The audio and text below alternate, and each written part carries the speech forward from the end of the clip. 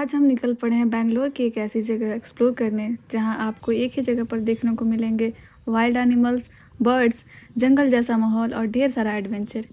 Yes guys, आज की destination है बैनरघाटा बायोलॉजिकल पार्क। तो आज का पूरा दिन होने वाला है फुल ऑन मस्ती, एडवेंचरस और एनिमल के साथ कुछ अमेजिंग मूवमेंट से भरा हुआ। तो चलिए बिना टाइम वेस्ट किए शुरू करते हैं आज का ये सुपर एक्साइटिंग सफ़र। तो गाइज हम निकल चुके हैं बैनरघाटा की तरफ और ऑनेस्टली रास्ता भी काफ़ी ब्यूटीफुल। और फाइनली ये रहा वो बोट जिसका हमें इंतज़ार था। बैनरघाटा नेशनल पार्क सिर्फ 2 किलोमीटर। बस गाइज अब समझ लो एडवेंचरस शुरू होने वाला है। और फाइनली गाइज हम पहुंच गए थे बैनरघाटा। सबसे पहले हम अपनी बाइक पार्किंग में लगाते हैं। और गाइज यहाँ तो पहले से ही इतनी सारी बाइक खड़ी थी, देखकर पता चल रहा है कि आज पार्क में अच्छी खासी क्राउड है। चलो बाइक पार्क हो गई, अब चलते हैं मेन एंट्रेंस की तरफ। एंट्रेंस से बाहर आते ही काफ़ी सारे फूड स्टॉल मिलते हैं, मतलब घूमने और खाने का पहले से भी पूरा इंतजाम है। और गाइज ये देखिए पार्क का नया एंट्रेंस। जब मैं पहले यहाँ आई थी तब ऐसा एंट्रेंस नहीं था, लेकिन अब इसे काफ़ी मॉडर्न बना दिया है। ऊपर से ये चिमनी टाइप स्ट्रक्चर भी काफ़ी अलग और सुंदर लग रहा है।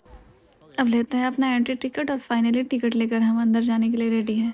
लेकिन सबसे इंटरेस्टिंग चीज़ देखिए, यहाँ एंट्री बिल्कुल मेट्रो स्टेशन की तरह हो गई है। टिकट का बारकोड स्कैन करो और गेट खुल गया। बस वेलकम टू बैनरघाटा बायोलॉजिकल पार्क। अंदर आते ही सबसे पहले चीज़ जो नोटिस हुई वो है ग्रीनरी।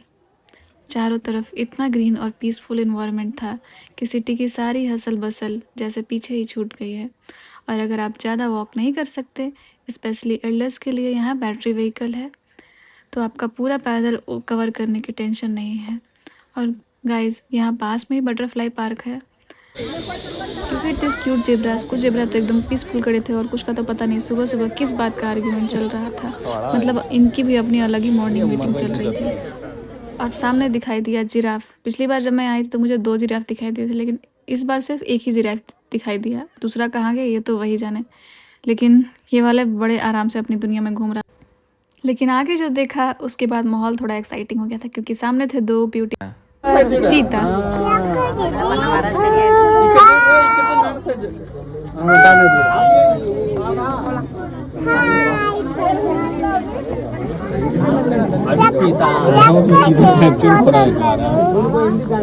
उसके पास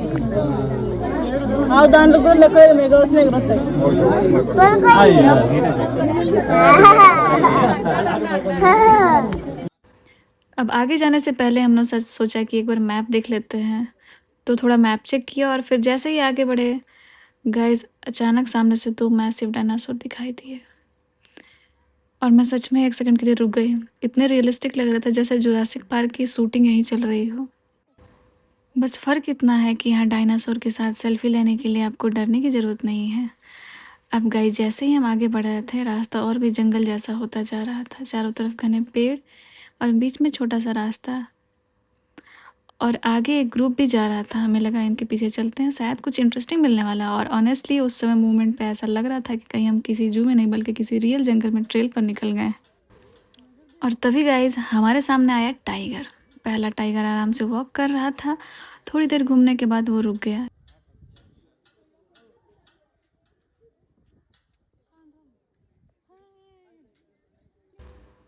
और वहाँ दूसरा टाइगर कुछ ऐसा कर रहा था जिसे देखकर मैं खुद कंफ्यूज हो गई। जनाब घास खाने की कोशिश कर रहे थे। अरे भाई भाग, कब से घास खाने लगे। शायद आज इनका मूड नॉनवेज से थोड़ा वेज हो गया है।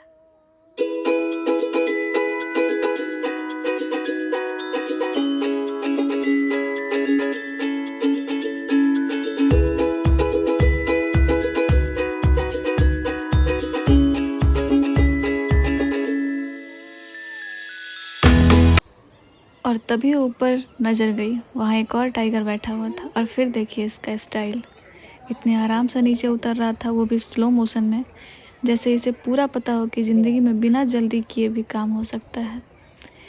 एक साथ 2 टाइगर को देखना डेफिनेटली एक्साइटिंग मोमेंट था।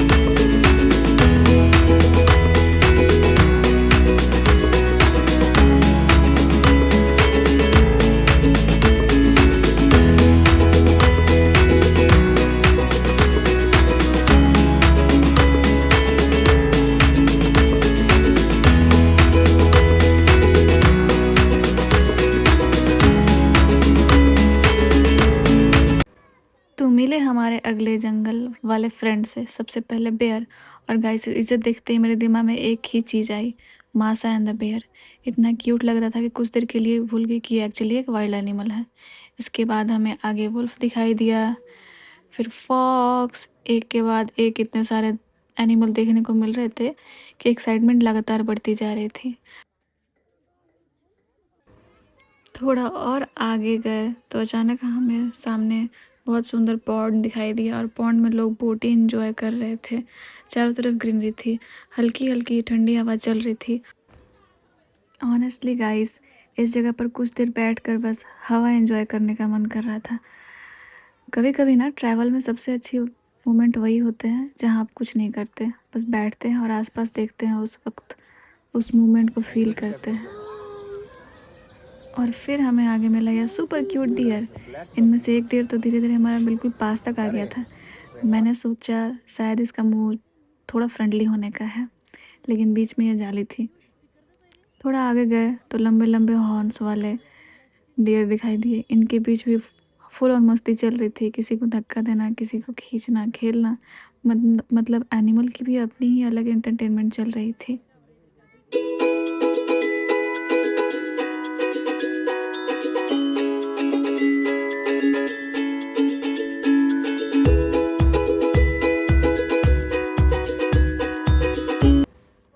अब गाइस हमारी नज़र पड़ी हिप्पो के एनक्लोजर पर, और हम बड़े एक्साइटमेंट से वहाँ गए थे कि चलो हिप्पो क्लोज से देखते हैं।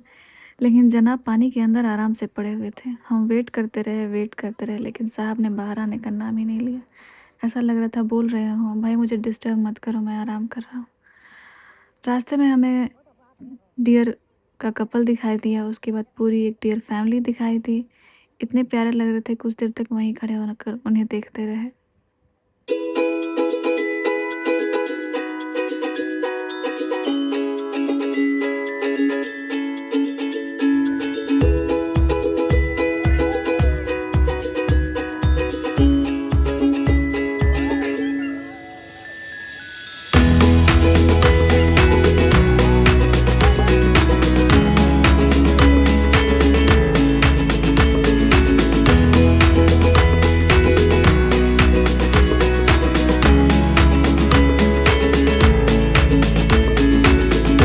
लेकिन हिप्पो को इतनी आसानी से छोड़ने का मन नहीं था।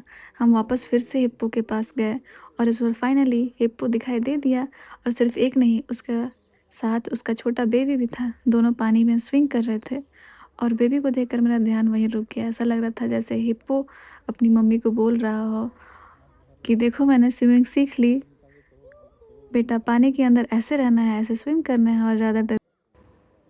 मदर एंड बेबी का यह मोमेंट बहुत ही क्यूट और स्पेशल था।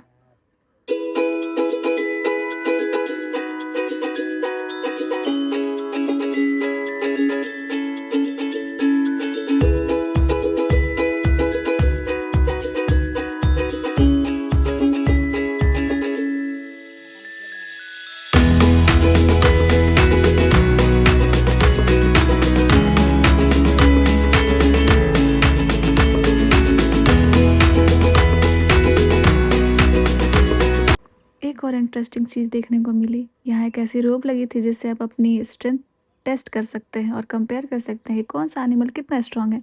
हमने भी सोचा चलो देखते हैं आज हमारी ताकत कितनी है। थोड़ी कोशिश की, और ऑनेस्टली एनिमल जितने स्ट्रांग हैं उनके सामने हमारी स्ट्रेंथ तो कुछ भी नहीं। इतना घूमने के बाद एक चीज़ तो कंफर्म थी, भूख लग चुकी थी। तो हम निकलते हैं स्नैक ब्रेक पर, और तभी हमें दिखाई दिए हमारे विशाल एलिफेंट भाई साहब। इनका पूरा फोकस सिर्फ एक ही चीज़ पर था, लंच। जनाब इतने डिलीशियस घास खा रहे थे जैसे आज का टारगेट पूरा करके ही उठेंगे। हम लोग उन्हें देखते रहे, और वो हमें इग्नोर करते रहे, अपना लंच एंजॉय करते रहे। ऑनेस्टली एनिमल्स की दुनिया में भी प्रायोरिटीज़ बिल्कुल क्लियर है, पहले खाना, बाकी सब बाद में। फिर जिस मोमेंट का शायद सबको इंतज़ार था, हम पहुंच गए जंगल के राजा के पास, द लायन किंग। और सामने से लायन को देखना गाइस, इसका एक्सपीरियंस ही अलग होता है। वो आराम से वॉक कर रहा था, फिर थोड़ी देर रुका और एक बड़ी सी यॉन ली। मतलब किंग का भी आज मूड थोड़ा टायर्ड था। मैंने पहली बार लायन को इतना क्लोज डिस्टेंस से देखा और सच बताऊं, कैमरा जितना भी अच्छा हो लेकिन सामने से किसी लायन को अपनी आँख के सामने देखना जिस लेवल का एक्सपीरियंस है ना, उसे कैमरा पूरी तरह से कैप्चर ही नहीं कर सकता।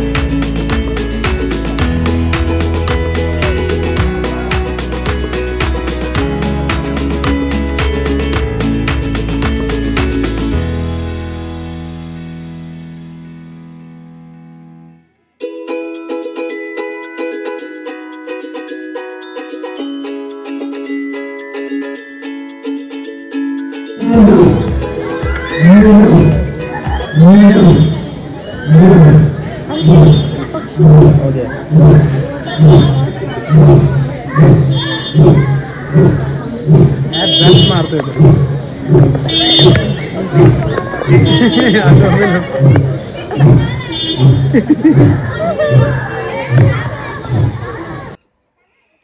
लायन के बाद हम आगे बढ़े और पहुंचे बर्ड सेक्शन में।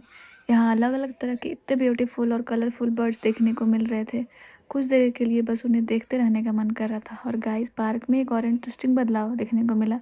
कई जगह पुरानी जालियों की जगह ग्लास पैनल्स लगाए जा रहे हैं। इससे एनिमल और बर्ड्स को देखने का एक्सपीरियंस और भी क्लियर अच्छा हो जाएगा। मतलब पार्क धीरे धीरे और भी मॉडर्न होता जा रहा है।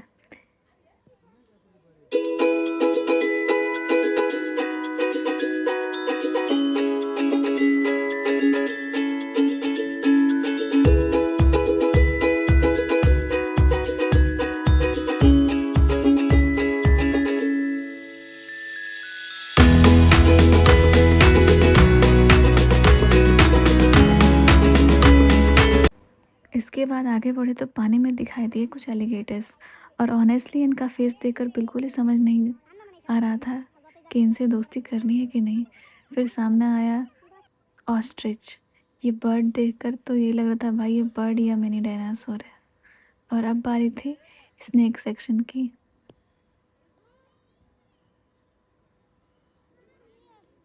यहाँ पे काफ़ी बड़े बड़े स्नेक देखने को मिलते हैं।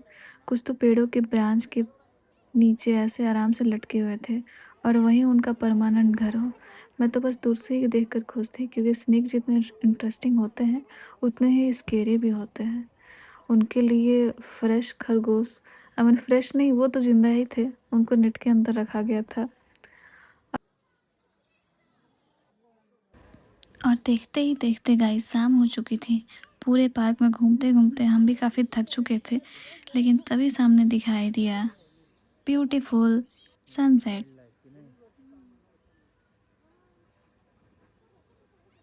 और सनसेट के साथ तालाब में बीच में बना हुआ ये ह्यूज नेचुरल बर्ड नेस्ट।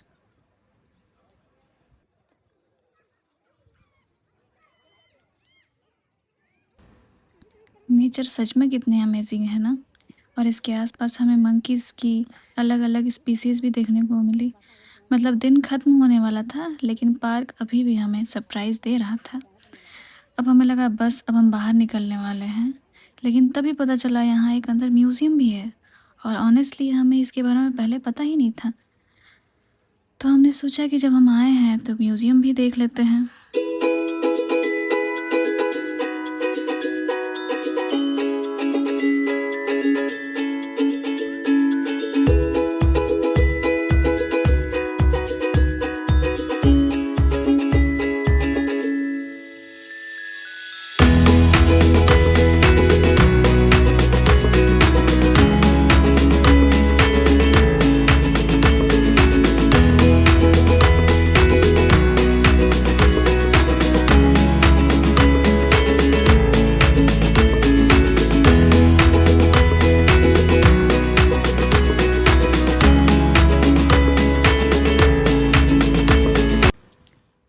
और म्यूज़ियम पहुँचते ही एंट्रेंस देखकर तो पहली नज़र में लगा जैसे सिनेमा हॉल में जा रहे हों। स्क्रीन्स लगी हुई थी, पूरा एंट्रेंस काफ़ी इंटरेस्टिंग लग रहा था। तो चलिए एक क्विक म्यूज़ियम टूर भी कर लेते हैं।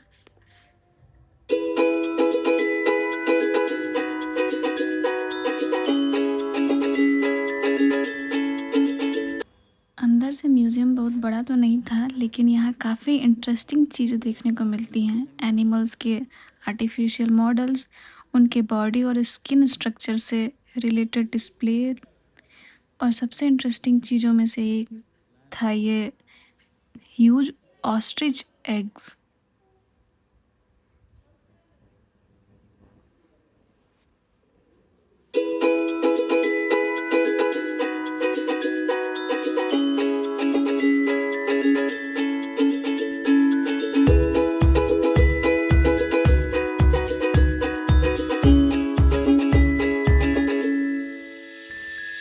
इतना बड़ा एग देखकर मैं तो सच में सरप्राइज़ रह गई। यहाँ सिर्फ एनिमल देखने को नहीं मिलते, बल्कि उनके बारे में कुछ नया सीखने को भी मिलता है।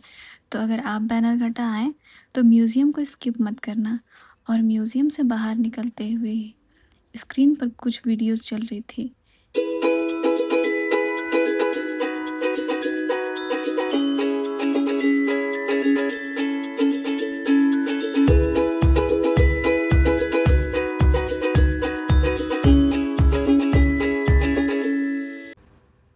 इन वीडियोज़ में दिखाया जा रहा था कि बैनरघाटा की टीम एनिमल्स की केयर कैसे करती है, उनका डेली मैनेजमेंट कैसा होता है, उन्हें सेफ़ और हेल्दी रखने के लिए किस तरह से काम किया जाता है। ये देखकर अच्छा लगा। यहाँ सिर्फ एनिमल को देखने का एक्सपीरियंस नहीं, बल्कि उनके केयर और अवेयरनेस भी दी जाती है।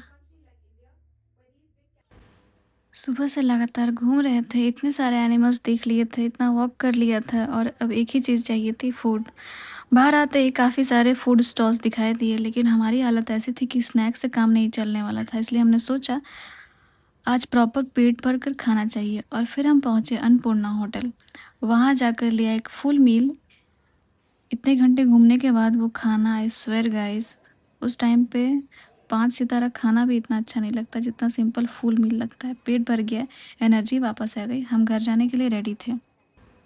खाना खा के जैसे ही बाहर आए, यहाँ देखा वापस जाने के लिए काफ़ी सारी बसेस खड़ी थी। अगर आप पब्लिक ट्रांसपोर्ट से आए हैं तो यहाँ आप अपनी डेस्टिनेशन के हिसाब से बस ले सकते हैं। मतलब आने जाने की सुविधा भी काफ़ी ईजी है।